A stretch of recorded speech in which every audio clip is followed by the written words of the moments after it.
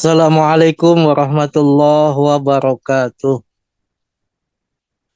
Alhamdulillahi rabbil alamin. Wassalatu wassalamu ala sayyidina Muhammadin wa ala alihi wa sahbihi ajma'in. Ilahi anta maksudi wa radaka madlubi a'tini mahabbataka wa ma'rifataka wa a'tini ma'aka abada. Kehadapan Guru Agung yang mulia, Pangersa Aba Awas Al-Fatihah. A'udzubillahi minasyaitonirrajim. Bismillahirrahmanirrahim. Alhamdulillah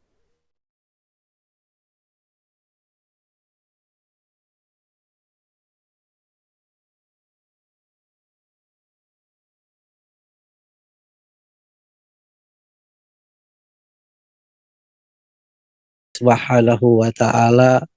Allah berkahi hidupnya dalam rangka menyampaikan ilmu-ilmunya Allah agar datang sampai kepada kita semua.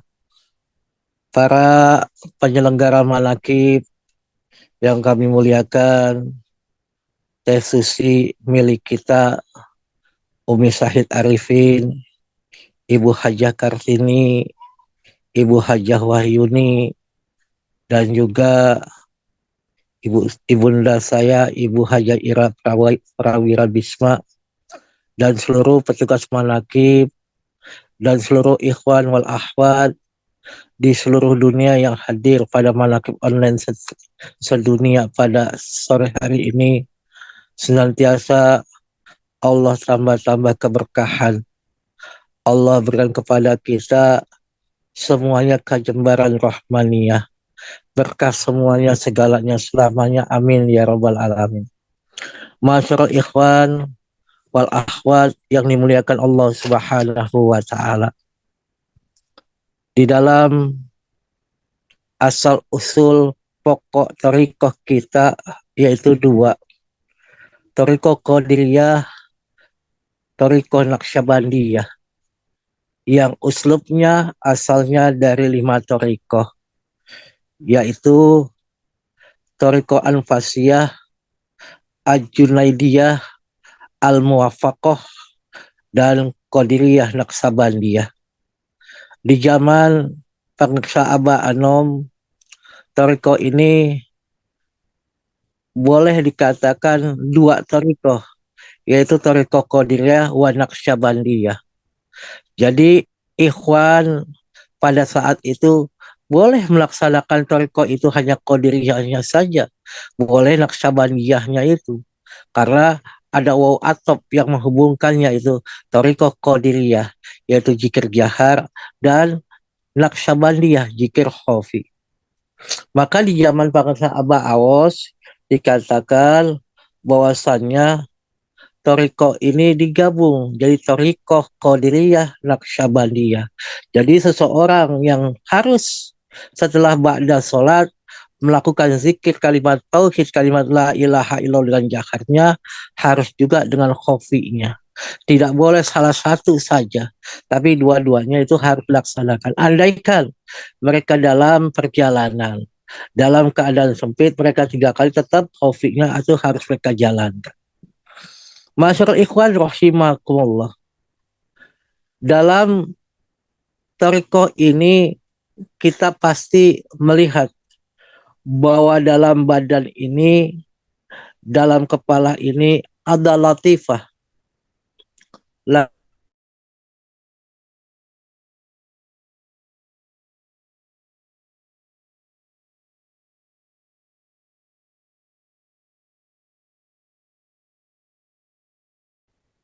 Maka dalam thariqah ini ada latifah yang dikatakan alamul khalqi dan alamul amri. Kalau alamul khalqi itu sudah diciptakan oleh Allah Subhanahu wa ta'ala. Tapi alamul amri itu adalah nafsu yang diperintah oleh Allah Subhanahu wa ta'ala. Maka kita bahas alamul amri, yaitu alam pemerintahan. Dalam alam itu ada wilayah yang disebut wilayah ulul azmi. tegasnya mempunyai kesabaran. Sebagaimana dalam Al-Quran yang artinya harus sabar kamu sekalian seperti sabarnya ulul azmi dari beberapa rasul. Maka bila kita melihat latifah-latifah di dalam diri kita, agar kita paham bagaimana zikir yang baik, bagaimana zikir itu harus dikeraskan, bagaimana zikir itu harus dimasukkan secara tepat ke dalam dada-dada kita. Karena selama ini kita hanya talqin zikir, hanya melihat bahwa hanya zikir-zikir seperti itu tanpa kita melihat bagaimana cara yang paling baik untuk kita berzikir kepada Allah. Maka di dalam alamul amri ini ada 5 wilayah, yaitu latifatul qalbi, maaf yang di bawah susu kiri 2 jari. Itu adalah wilayah Nabi Adam alaihissalam. Dan juga yang kedua latifatul ruh. Latifah ruh itu ada di sebelah kanan dada kita, di bawah susu kanan 2 jari, wilayah Nabi Ibrahim alaihissalam. Dan latifah siri yang ketiga ada di sebelah kiri susu kita, di 2 jari susu kita di sebelah kiri, yaitu wilayah Nabi Musa alaihissalam.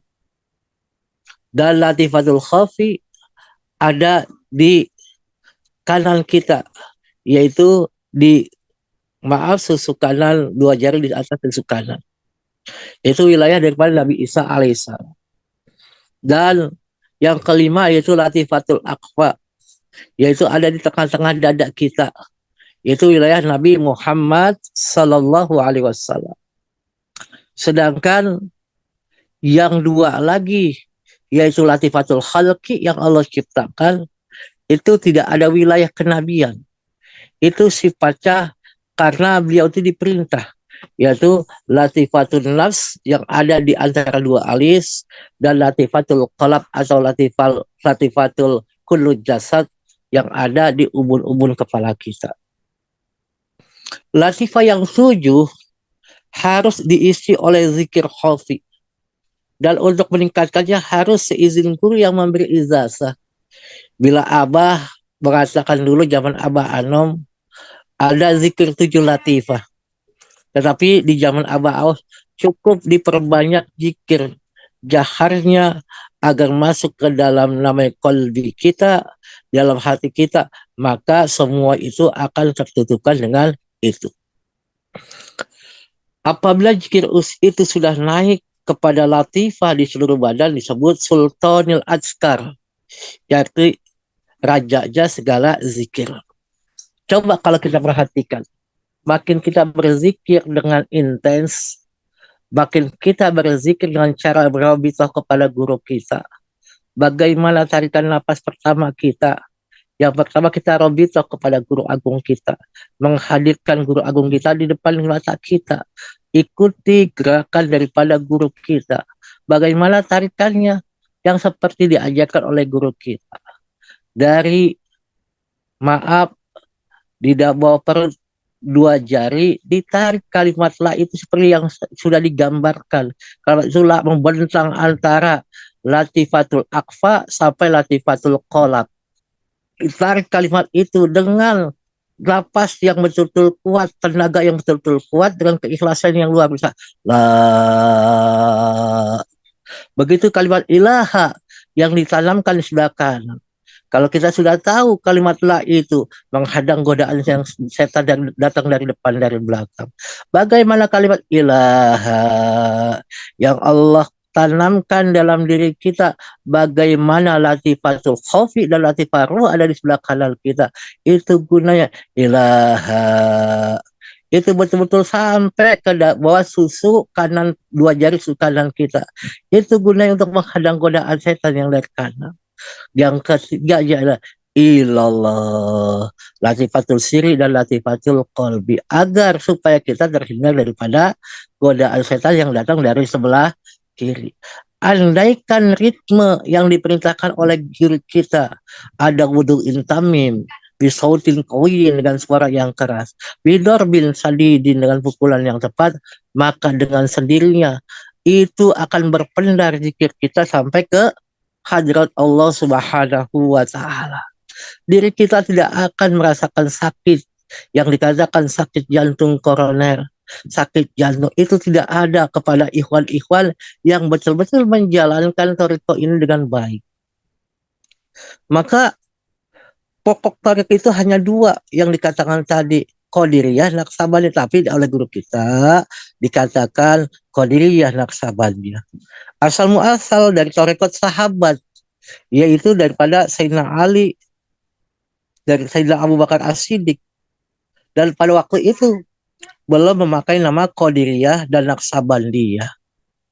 Hanya dikatakan Sayyidina Ali meminta kepada Rasulullah minta jalan yang paling cepat, paling tepat, dan paling mudah sampai ke hadapan Allah Subhanahu wa taala.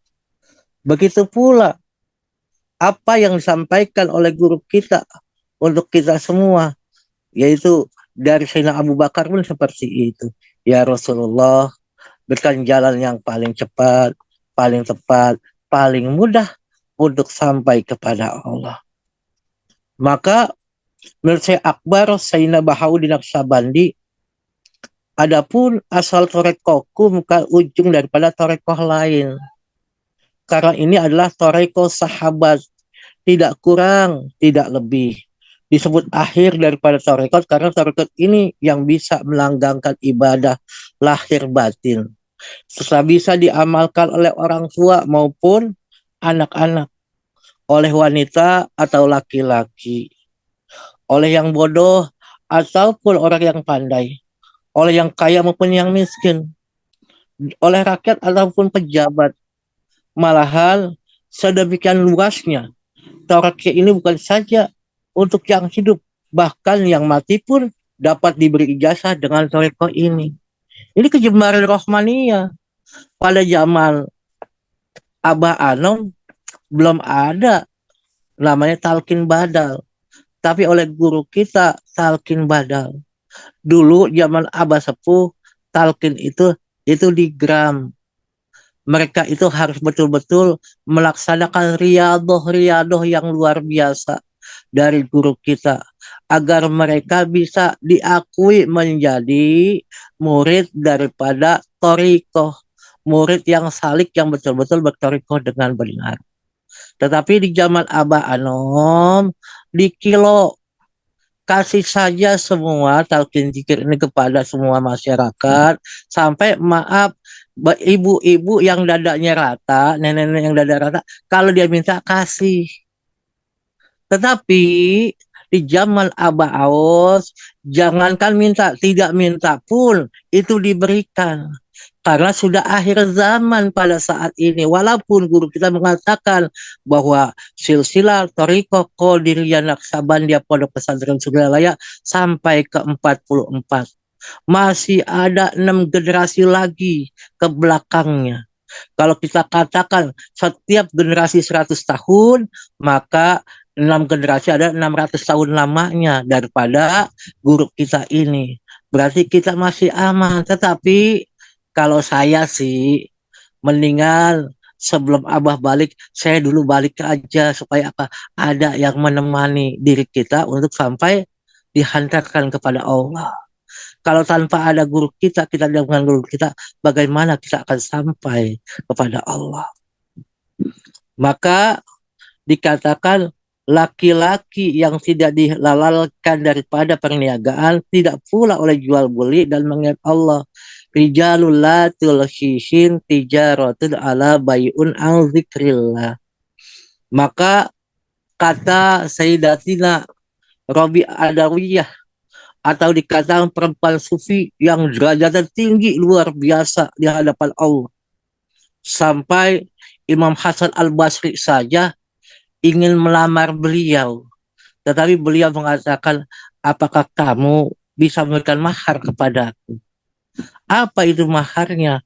Apakah kamu tahu besok aku masih hidup?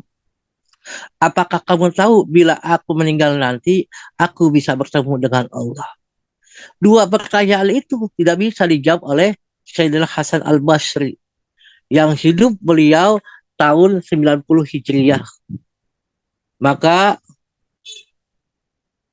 kata Sayyidina Rabi Al-Adawiyah, di dalam hati berbicara pada Allah yang Maha Kuasa. Akan tetapi pada lahirnya aku bercakap-cakap dengan sesama manusia. Jasadku bersama-sama dengan manusia dalam kumpulan, tetapi hatiku menyendiri mencintai Allah. Maka dikatakan suhudul kasra bil wahdah. Suhudul wahdah bi kasra. Suhudul kasra bil wahdah, bila kita dengan orang yang banyak, maka harus ingat yang satu. Kita lagi kumpul banyak seperti ini, kumpul dalam namanya majelis, kumpul dalam pekerjaan. Kita ingat dengan kerjaan kita, tapi jangan lupa yang satu. Maka syuhudul wahda bikasroh. Maka saksikan yang satu, tapi jangan lupa yang banyak. Inilah yang diajarkan oleh guru kita. Zikir khafi dimanapun kita berada. Kita bisa menghadirkan diri kita ke hadapan Allah. Di tempat orang yang banyak. Di dalam kita bersepi-sepian, kita dapat hadir ke hadapan Allah Subhanahu wa Ta'ala. Malah, kata Abu Sa'id Al-Kharaj, manusia yang sempurna itu bukan karena bisa mengeluarkan karomahnya saja, tetapi manusia yang sempurna adalah manusia biasa yang bercampur atau bergaul dengan manusia lain. Baik berdagang atau tani. Kalau laki-laki punya istri, kalau wanita punya suami, bukan sekarang. LGBT jangan ada di muka dunia ini. Hanya saja hatinya tidak pernah lupa kepada Allah meskipun hanya sekejap mata. Kita sedang diajarkan lupa ingat, ingat lupa, diingatkan terus. Jangan sampai kita lupa kepada Allah Subhanahu wa Ta'ala. Maka ada mengatakan, Abah, saya ini kalau sholat banyak lupanya. Kata Abah, masih ada ingatnya. Iya, masih ada ingatnya. Bagus, mencok-mencok masih ada ingatnya. Dulu kita nggak pernah ingat sama sekali dengan apa kita berzikir kepada Allah Subhanahu wa Ta'ala. Maka seseorang yang beribadah, kata Sayyidina Syekh Abdul Qadir Jailani Qadasallahu sirrahu, bila mereka ibadah kepada Allah, hatinya lalai kepada Allah, hatinya berkentayangan, maka Rasulullah SAW menyatakan, la sholat ila khudiril qalbi. Tidak ada sholat kalau tidak hadirnya hati kepada Allah Subhanahu wa Ta'ala. Kita ini alhamdulillah sudah ada dalam diri kita alat untuk bisa mengingat Allah Subhanahu wa Ta'ala. Maka kita beruntung mempunyai guru khusyuk, yaitu pengusaha Syekh Muhammad Abdul Gaus Syaifullah Maslul. Kalau tanpa beliau, laulal murabi ma'araf tarubi, aku tidak akan bisa mengenal Tuhanku karena engkau yang mengenalkan aku kepada Allah Subhanahu wa Ta'ala. Oleh karena itu, para pemuka Thariqah Qadiriyah Naksabandia memilih zikir hati, karena hati tempat Allah mulia, tempat iman, gudangnya segala macam-macam cahaya, tempat sumbernya bermacam-macam cahaya. Malah jasad akan maslahat karena hatinya maslahat. Sebagaimana sabda Rasulullah SAW, Allah inna fil jasadil mudghah, ija solukhal jasad kulluhu, wa ija fasadat khasadu kulluhu, ala wahyal qalbi. Ingatlah, sesungguhnya dalam jasad itu ada segumpal daging. Kalau daging itu baik, sudah tentu akan baik jasadnya. Dan apabila rusak daging itu, tentu rusak pula seluruh jasadnya. Ingatlah, segumpal daging itu yang dikatakan hati atau qalbi atau jantung secara ilmu kedokteran. Sabdanya pula, tidak dikatakan seseorang beriman sehingga dia mengikatkan hatinya segala macam hal yang wajib diimani. Begitu pula tidak sah badan kecuali harus niat, sedangkan tempatnya niat adalah dalam hati. Jadi badan pun harus ada niat. Kita berpergian pun harus ada niat. Coba sekarang Abah mengatakan kalau mau jalan keluar kita seharus punya wudhu. Sekarang Ikhwan gitu, Abah maklumatkan semua Ikhwan yang mau keluar rumah sudah ada wudhu, jaga wudhu kita, melangkah dengan kaki kiri dan baca bahasanya ila hadrati Syekh Muhammad Abdul Ghaus Al-Fatihah. Baru jalan bayangkan sholawat Bani Hasim. Ini untuk menjaga bagaimana supaya kita dimanapun, kapanpun dibersamakan dengan Allah yang seperti katakan wa'atini ma'aka abada. Aku bermohon kepadamu ya Allah supaya aku selalu dibersamakan dengannya. Yang disebutkan namanya wa'atini ma'aka. Ma'aka itu siapa? Kaknya kepada Kanjeng Syekh Muhammad Abdul Ghaus Syekhul Masrur. Jadi kita mengikuti guru kita agar dibersamakan dengan Allah Subhanahu wa taala. Jadi kesimpulannya, semua yang ada dalam diri kita, 7 latifah yang ada di dalam diri kita, yang harus kita perhatikan benar-benar bagaimana menjaga zikir kita dengan baik, bagaimana menjaga adab kita dengan baik dalam berzikir, dan juga dalam namanya khotaman tidak diperkenankan Ikhwan untuk membuka matanya, tapi menutup matanya, apalagi antara maghrib dan isya. Tolong tidak bergerak apa-apa, yang dituju hanya kepada Allah Subhanahu wa taala. Sayang 12 tahun hilang gara-gara kita ngobrol setelah kita selesai melaksanakan sholat sunnah 12 rakaat, kita ngobrol, itu akan hilang di hadapan Allah Subhanahu wa taala. Maka maghrib sampai isya coba jaga adab dan akhlak kita, tidak bergerak apapun selain kita khafi menyebut namanya dalam hati kita bersama dengan guru kita. Mudah-mudahan kita semua diberkahi Allah Subhanahu wa taala, berkah usia dalam sehat wal afiat, berkah panjang umur dalam mendapatkan nikmat-nikmat Allah Subhanahu wa taala. Keluarga kita semua Allah jadikan keluarga yang sakinah mawaddah warahmah, anak semuanya, semua ahli silsilah kita menjadi ahli la ilaha illallah. Berkah semuanya, segalanya, selamanya. Mohon maaf. Wallahul muwafiq ila aqwamit thoriq. Assalamualaikum warahmatullahi wabarakatuh.